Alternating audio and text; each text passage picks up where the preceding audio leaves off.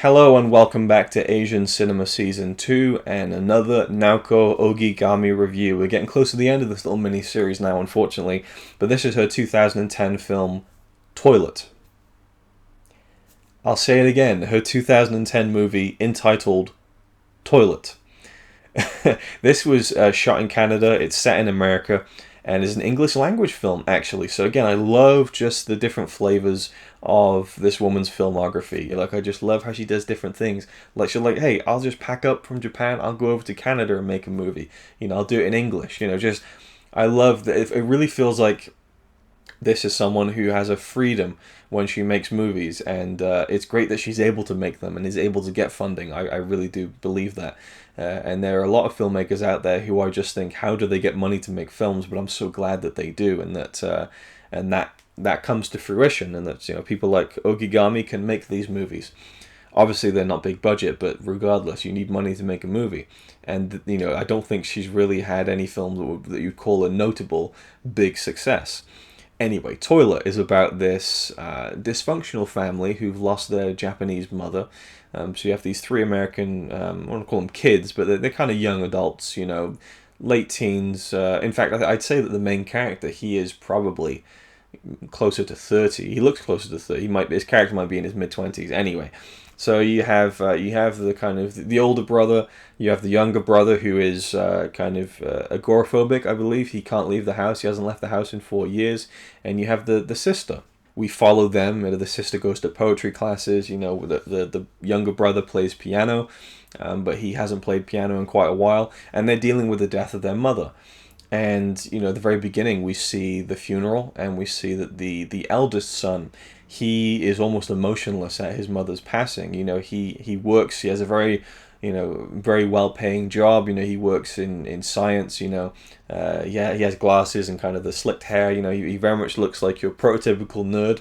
He's a scientist, but he also loves collecting these toys. I think they're kind of Japanese toys, and so he's like hovering over like a $3,000 toy, while in between working on this very important scientific work. So you get kind of an idea of this guy who is very serious, very regimented. He's one of those guys who has the same set of clothes, 7 times over, so he doesn't have to kind of, wear the same clothes again. And it reminded me of The Fly with Jeff Goldblum. We just had 7 sets of the same suit, so he never has to think about what he has to wear the next day. He just pulls on the fresh rack for every day. So you're very kind of just serious guy.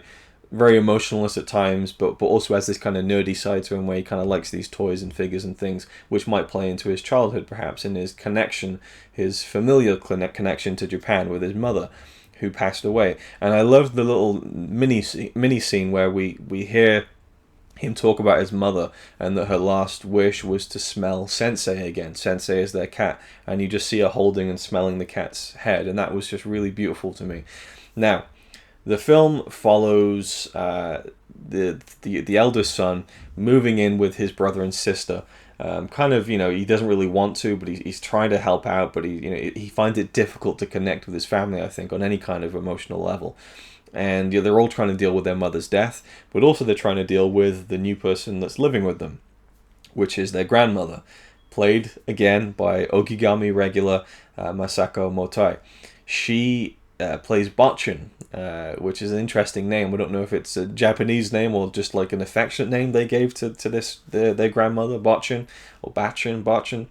And so it was just a really odd name. Every time they said it in the film, it threw me as Botchin. It's just a really, really odd name. Anyway, she came to stay with their mother, and then their mother passed away, so she's kind of just still there.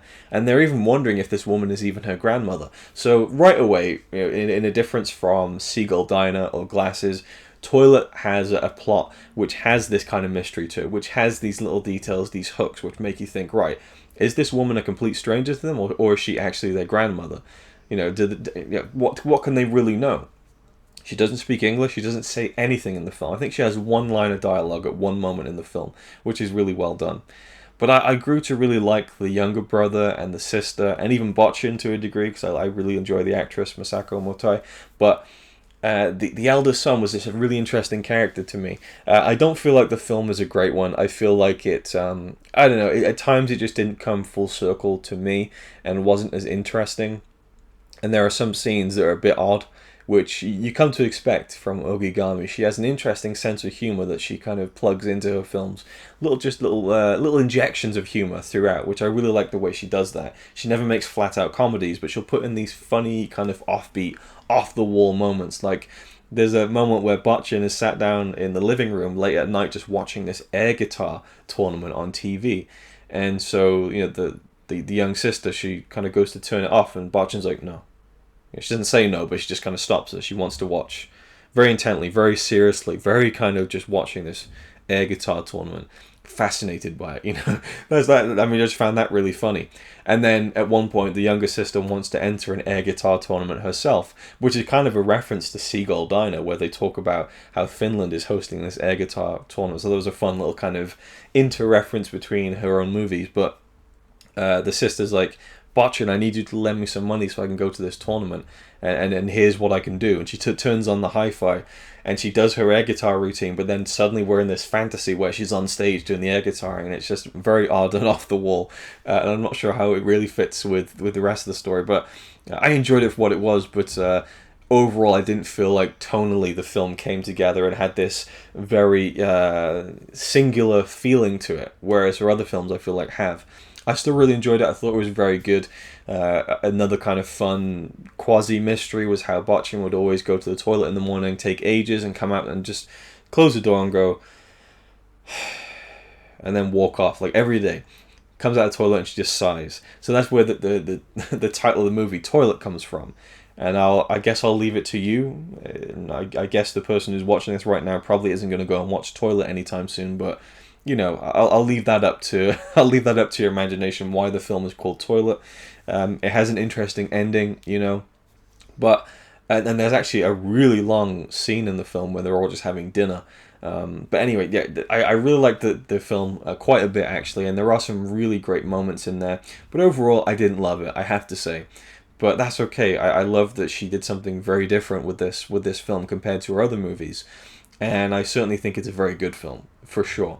So that's my thoughts on Toilet. I don't have too much more to say on it, but I did really enjoy it, and I would watch it again, actually. And I did love the piano playing in the film, and how that tied into the emotional baggage of the younger brother, who is clearly a very troubled person, and seeing him kind of almost reconnect with himself through the power of music and this beautiful piano playing was actually a really powerful element of the film, I think. So that was done really well.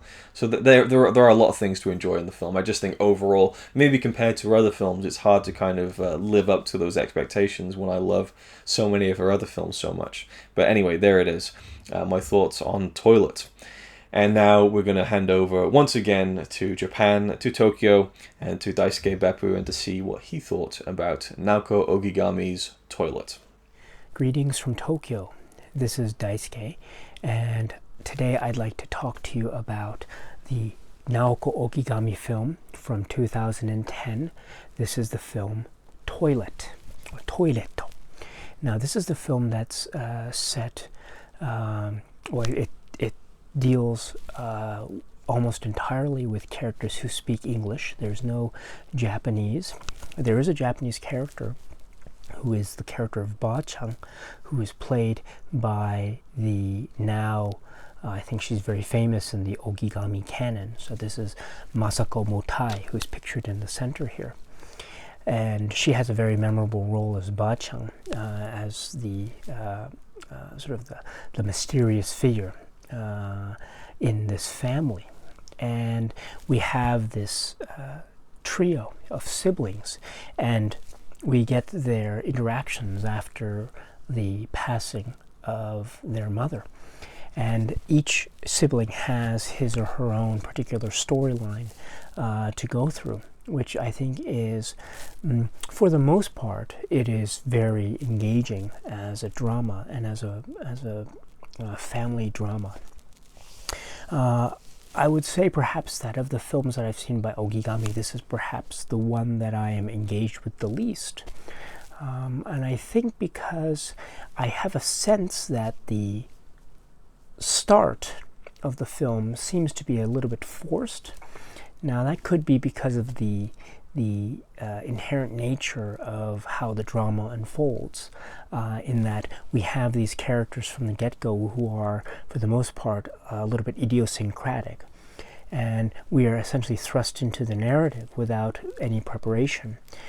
Gradually, as the film progresses, I think I get a sense of who these characters are, and I can get used to their daily rhythms and mannerisms, to the point where I think by the middle of the film I am quite engaged with it. But it does take a little bit of time for me to fall in love with these characters, so to speak. So that is something that is not present in other Ogigami films that we've seen. I think other Ogigami films have it very easy in terms of getting into the films, but this one, for whatever reason, it's a little bit more difficult, because perhaps the situations are a little bit not as believable from the get-go. I don't quite believe the nature of the dialogue that's spoken, etc. But as the story progresses, and as time progresses, the story I tend to believe it more. So it becomes a more engaging sort of drama. And then by the end, we have certain plot lines, threads that are resolved in certain manners with each of the siblings. And some of the revelations, I think, are quite surprising. So in terms of a family drama, I think it works for the most part. It does, I think, succumb, unusual for Ogigami's work, it does succumb to a little bit of cliche, I would say, in terms of dramatic situations that are that seem a little bit forced. And I think that there are good intentions, but I do feel that there is a little bit of a forced narrative at work, which is something that I'm not used to with respect to Ogigami's other works. You know, for instance, the situation with the brother Mori and his piano.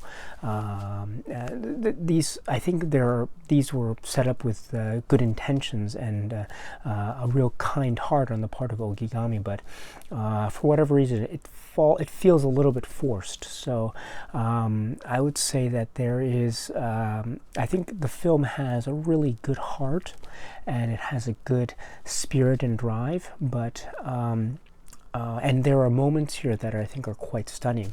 But for the most part, I would say, well, not for the most part, but for some of the aspects of this film, it does feel a little bit too pressured into a certain narrative, dare I say, cliche.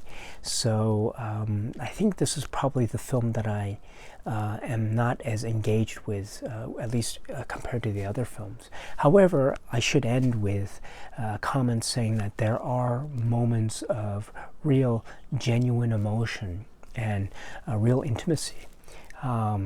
I should say also, as a person who is living in Japan, you know, this idea of the toilet, you know, the Japanese toilet and the technical aspects of the toilet in Japan, the Western style toilet with the sort of a computerized system with respect to washlets and water streams and the like, and the automatic flushing system and stuff. It's actually a technical marvel. And it's one, if I can just speak from my own personal feelings on the matter, as a person who is living in Japan, I am fully appreciative of the greatness that is the Japanese toilet, that is the sort of the symbol or the metaphor that is used in this film. And indeed, this is the title of the film, Toilet. And I think it serves to have different functions in terms of narrative and also symbolic significance. I guess on that note, it is a film that ultimately does put a smile on my face, and I appreciate the fact that it has the best of intentions and a very warm heart, and Ogigami as a director is still one who cares deeply about her characters, and with I think a wonderful performance by Masako Motai as Ba-chan, here. Toilet, there are many good things about Toilet. There are some things that I think are maybe might make one critical, but don't let that scare you. This is a film that is still worth watching. And it has some genuine moments of emotional intensity and intimacy that I think make the film very much a worthwhile endeavor. So with that in mind, let me just end by saying, cool. All right, my friends, until we meet again, take care and bye-bye. He's alright by me. Apart from the fact he throws cans and calling into a tree. Yeah, he's really cool. Yeah, he's really cool. But he's not quite as cool as you.